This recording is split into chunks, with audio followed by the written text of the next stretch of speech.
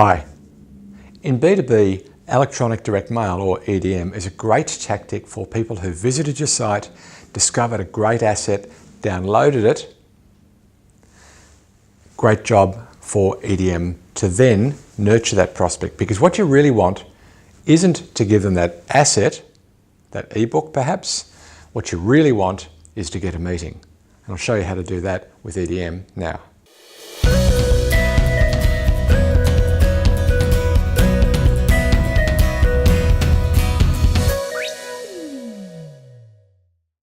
If somebody visits your site, reads about an asset, downloads it, and in the process of getting to download it, gives you their details, it's safe to assume they're interested. Because of that, everything changes. We need to use the EDM to earn the meeting. So ask for that meeting 7 times. The thank you page sells a meeting. Then send the lead bait and offer a meeting. Then introduce yourself and offer a meeting. Then reinforce a key point from the lead bait and offer a meeting. Then send a surprise additional asset and offer a meeting. And then just offer a meeting. And finally, leak with intent. So there are your 7 times. Let me now just unpack those a little. All right, well, the first of those is the thank you page, and it might have come as a surprise. It's quite normal to imagine that having given you my details, I go to a thank you page, I'm probably expecting to see the asset at that point. But it's not in the least bit offensive that instead of that, you say, hey, thank you so much for giving us your details.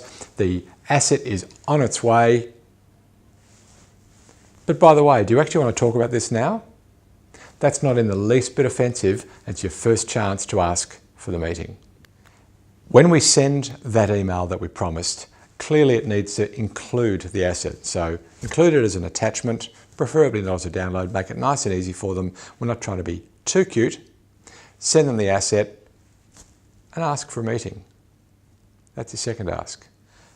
A little while later, after that first email that included the lead bait, give them a chance to read it.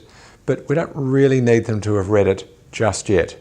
So that second email, maybe it's going to be a day later, perhaps 2 days later. Introduce yourself. So, hey, thanks again for downloading the such and such report. Hope you're really enjoying it. By the way, let me tell you a bit about myself and the company that I work with.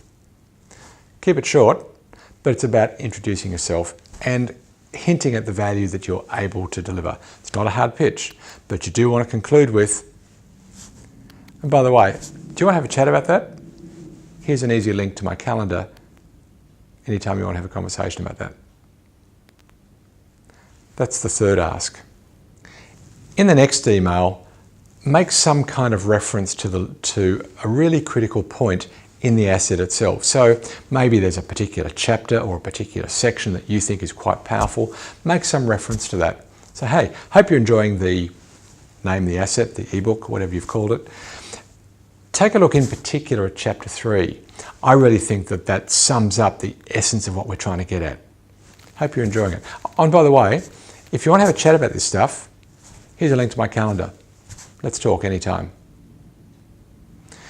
We're asking again and again and again, but it's contextually relevant to the conversation and it's not a hard sell. A next email might have waited for a little while longer, maybe it's 2 or 3 days this time. Wait a little while, send them the next email and say, hey, look, I really hope that you have enjoyed that asset. By the way, I've got another little something for you that you might enjoy. Give them then some kind of surprise additional piece of value.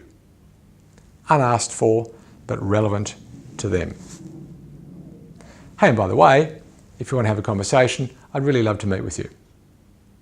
Here's a link to my calendar. We're asking again and again and again. It's not a hard sell, but we're allowed to be frequent if we're relevant. At some point, we need to reach an end to this conversation with them via email. So the almost final email is going to say, hey, sent you some things. I really hope they were relevant. I learned a lot when we put them together. I hope you did also. By the way, would you like to meet? And then the final piece is simply, I'm going to stop bothering you. This perhaps isn't important for you right now. but it will be at some point. And when it is, I'd love to have a conversation. But for now, I'm going to get out of your hair. I'm going to stop bothering you. But what I'll do is, because you're obviously interested in this topic, from time to time, I'm going to send you key insights that we've gleaned from other companies who are doing the same kind of things that you're trying to do. Hope you enjoy them. What we've really done with that final email is to stand down so that we don't become annoying. And when we stand down, we're explaining to them that they're still going to hear from us, but it's going to be less frequent. Maybe it's once a month. That's a fairly normal frequency in B2B. But we're telling them that we're going to stand down. So let me summarise the 7 opportunities that we have to ask for a meeting. The first is on the thank you page. The second offers the lead bait, but we ask politely for a meeting. The third touch is the second email, and that is introducing yourself and asking for a meeting. Reinforce a key point and ask for a meeting. Send a surprise additional asset and ask for a meeting. Finally, just a barefaced, simple request. I really would like to meet with you. And then finally, stand down with a bit of dignity. We call that leak with intent. But explain to them that you're going to put them into the nurture program. So there you have the 7 tips for using electronic direct mail for a trigger campaign related to an asset or lead bait. Clearly, EDM trigger sequences and the related asset are only a couple of tactics. You need tactics end to end. How are you going to find the names? How are you going to position with them? How are you going to create demand? How are you going to condition what they think they need?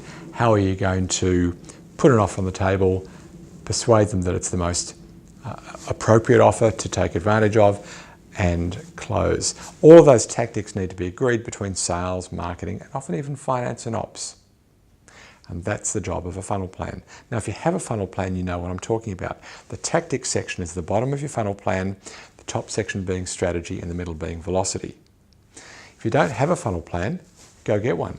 Go to funnelplan.com, or if you're watching this on YouTube, you can click on the little eye symbol. Go to funnelplan.com and get yourself a funnel plan. I hope you got value out of that second. This is a 4-part series. This is the second one. All of these are on electronic direct mail. The first one was on nurture. This is on trigger campaigns. I've got 2 more lined up for you over the next couple of weeks. Until then, may your funnel be full and always flowing. Our thanks this week to you for watching this week's show, to Lisbeth Pena for blog production, John Ang for video production. My name's Hugh McFarlane, and it's been my absolute pleasure to have scripted and presented this week's show.